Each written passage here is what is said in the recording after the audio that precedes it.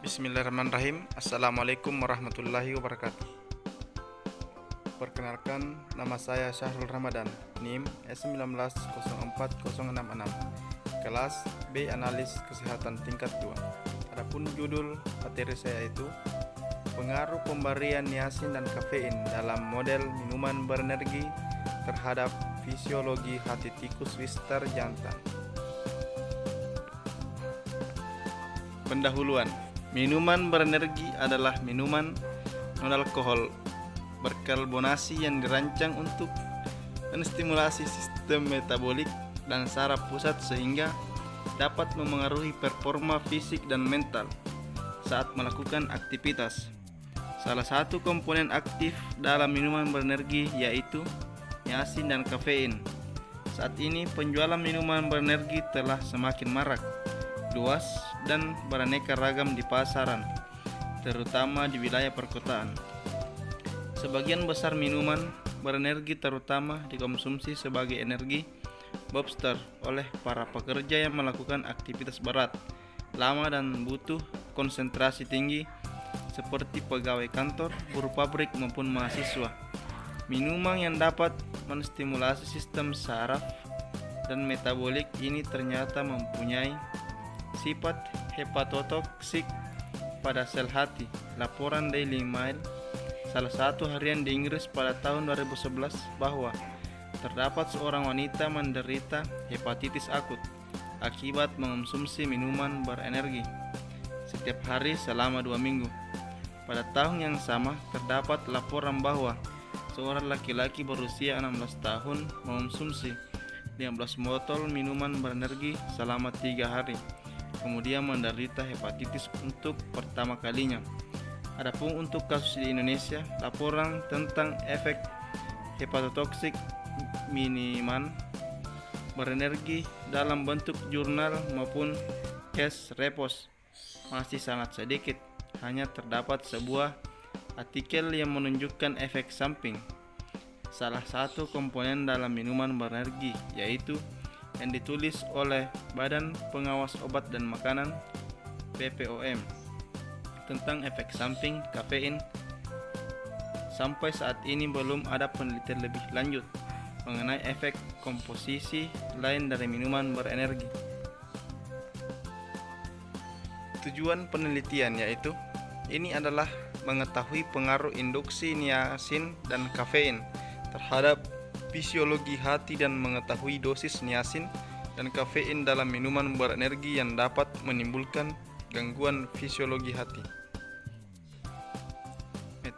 Metode penelitian. Jenis penelitian ini adalah penelitian true eksperimental laboratorius secara in vivo dengan rancangan penelitian randomized forced test only control group design. Penelitian dilaksanakan di Laboratorium Fisiologi, Farmakologi, Biokimia, dan Biomolekul Fakultas Laboratorium Biologis Fakultas Farmasi Universitas Jember. Penelitian ini sudah mendapatkan perizinan ethical clearance dari Komisi Etik Fakultas Kedokteran Universitas Jember.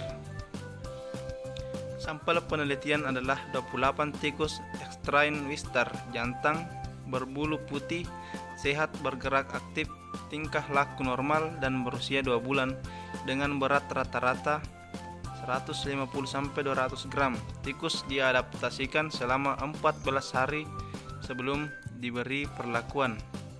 Tikus dikelompokkan secara sistematik, random sampling menjadi 7 kelompok yang meliputi 1 kelompok kontrol dan 6 kelompok perlakuan. 1 kelompok dengan 1 kandang kemudian diberikan pakan standar dan minum antibitum serta dilakukan penimbangan berat badan tikus.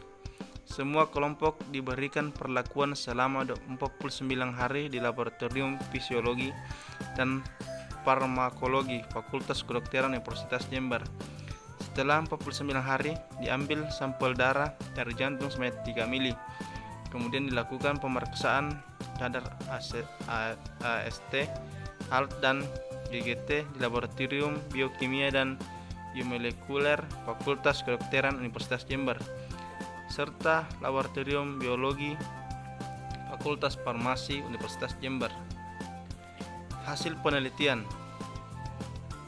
Berdasarkan hasil penelitian yang didapat, pada histogram terlihat peningkatan rata-rata kadar ACT, ALT, dan GGT pada kelompok perlakuan yang diberikan.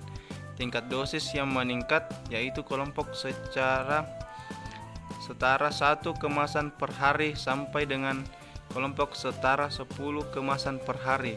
Hasil ini diperlakukan oleh penelitian dari Hayat ATI yang menyatakan bahwa terdapat peningkatan kadar AST dan ALT yang signifikan setelah memberikan minuman berenergi 2 dan 4 minggu dibanding kelompok kontrol.